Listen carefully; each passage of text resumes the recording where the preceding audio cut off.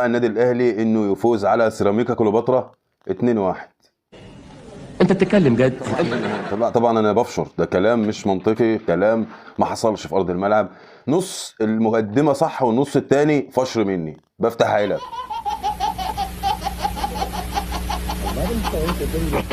المفروض نقول ان سيراميكا كليوباترا احرج النادي الاهلي واحرج مارسيل كولر احراج كبير جدا جدا جدا، وبالرغم من كده خسر قدام النادي الاهلي 2-1 مع ان ما يستحقش الخساره بكل المقاييس.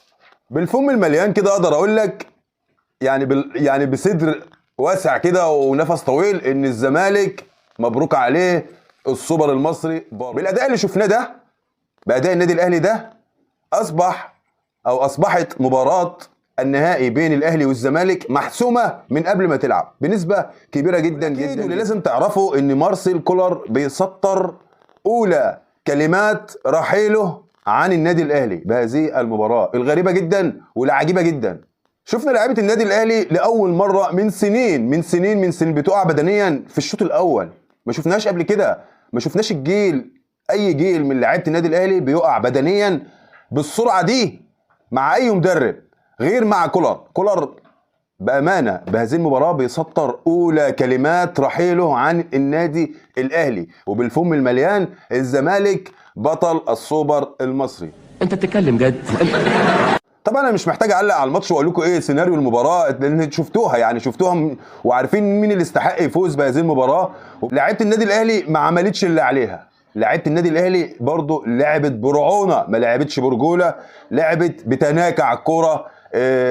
مش عايز اقول واحد باسمه او اتنين اساميهم، لكن لعيبه كتير جدا ما كانتش على المستوى المطلوب منهم في مباراه مهمه جدا زي مباراه سيراميكا كليوباترا، وقبل نهائي في كاس سوبر مهم جدا جدا. النادي الاهلي ما يخسرش مرتين على التوالي بطوله، والشكل اللي احنا شفناه ده بيقول بنسبه كبيره جدا ان النادي الاهلي مش هيقدر يحقق المكسب قدام نادي الزمالك بالاداء الهزيل والضعيف جدا جدا. وبالمره الثالثه بقول لك مبروك نادي الزمالك السوبر المصري ايضا على حساب النادي الاهلي. حد بس فهمنا يا جماعه هو ليه كولر بيلعب بدفاع منطقه متاخر امام اي فرقه؟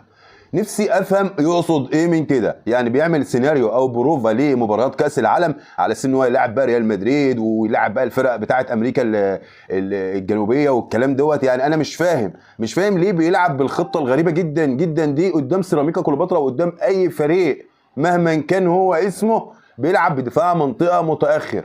انا مش فاهم السبب، حد يفهمني لو حد فاهم. بادئ بتشكيل عجيب جدا وغريب جدا، وكلنا استغربنا من التشكيل ده لحد ما الظروف خدمت النادي الاهلي وخدمته شخصيا وخدمت محمد طاهر بانه يحرز الهدف الاول في نص الدقيقه او ربع الدقيقه الاولى من المباراه، وبكده تبقى المباراه استسهلت جدا جدا جدا. تقوم تلعب دفاع منطقه، مش فاهم تقصد ايه انت، يعني تقصد ايه من اللي انت بتلعب بيه ده؟ يعني تلعب دفاع منطقه وقدام سيراميكا كليوباترا ان الطبيعي ان انت تكسبها 3 و4 زي ما عملت في الدوري. طب انت ليه بتلعب بتحفظ شديد جدا كده للطريقه، يعني لدرجه عاليه جدا بتلعب بتحفظ؟ واحنا كلنا شفنا ان النادي الاهلي لما يلعب بالطريقه دي بيبقى شكله بايخ جدا، لان ما عندناش حد بيجيد الدفاع، عندنا 3/4 لعيبه النادي الاهلي بتجيد الهجوم اكتر منها الدفاع.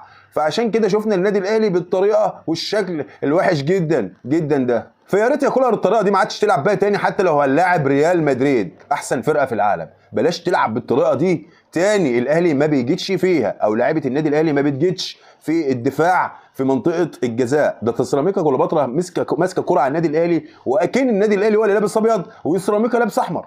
ما شفتش كل كوره بتروح على مصطفى شبير في منتهى الخطوره. كان من امتى النادي الاهلي بياخد كور او خط دفاع النادي الاهلي بيبقى نجوم؟ يعني من امتى ان بيبقى احسن لاعب في المباراه رامي ربيعه، احسن لاعب في المباراه ياسر ابراهيم، احسن لاعب في المباراه الحارس المرمى مثلا ايا كان اسمه مصطفى شبير او الشناوي او غيره؟ كان من امتى احنا بنشوف الكلام ده؟ تملي النادي الاهلي بيبقى احسن لعيبه فيه هي المنطقه الاماميه، لان الكوره بتبقى اكتر في المنطقه اللي هناك دي. لما كل هجمه للسيراميكا كليوباترا بتشكل خطوره عاليه جدا وكبيره جدا على مرمى النادي الاهلي، اللي احنا مش متعودين نتفرج على النادي الاهلي بالطريقه دي. طريقه سيئه جدا جدا يا كولر، لو سمحت لو سمحت، جمهور النادي الاهلي بيقول لك وانا واحد منهم وبالنيابه عنهم وبقولها لك بالفم المليان، لو سالت كل جماهير النادي الاهلي بالواحد يقول لك احنا نتغلب بس ما ندافعش، نهاجم، نلعب برجوله، نلعب بشراسه. لعيبه النادي الاهلي لا عندها شراسه ولا عندها نفس اصلا واقفه على رجليها، مش قادره تقف على رجليها.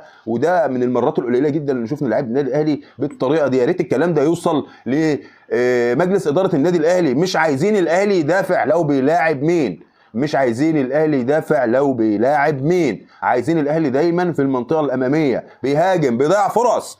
احنا من زمان ما ضيعناش فرص كتير، من زمان اشتقنا قوي قوي قوي ان احنا نضيع فرص، ما عندناش بنضيع فرص. بقينا بنعتمد على كرة ثابته، بقينا نجيب الفرقه عندنا بعد ما جماهير النادي الاهلي اعصابها بتبوظ حرفيا بكل ما تحمله الكلمه من معاني. منطقه الجزاء خطوره، اي شلوط، اي كرة غلط، ضربه جزاء تعدي حارس المرمى، جون واحنا قاعدين على اعصابنا وفي ماتش مهم زي ده. لا، الطريقه دي لا تصلح للاعيبه النادي الاهلي. يا كولر افهم، يا كولر افهم، يا كولر. انا زي ما اشدت بيك في مرات كتيره جدا، بطلع دلوقتي ودي تاني مره بنقضك، وبس لا نقد بناء ان انت بتلعب بطريقه خطا، طريقه خطا لا تصلح للاعيبه النادي الاهلي اللي بتجيد الهجوم اكتر منها الدفاع. يا ريت الرساله توصل وربنا يستر من مباراه نادي الزمالك. احنا عايزين نطلع بشكل كويس، عايزين نلعب الكرة بتاعتنا، الكرة المفروض احنا نلعبها مش تتلعب علينا. عايزين نلعب كرتنا، والنتيجة دي والتوفيق بتاع ربنا سبحانه وتعالى، وربنا يستر ان شاء الله في المباراة الجاية بإذن الله. السلام عليكم.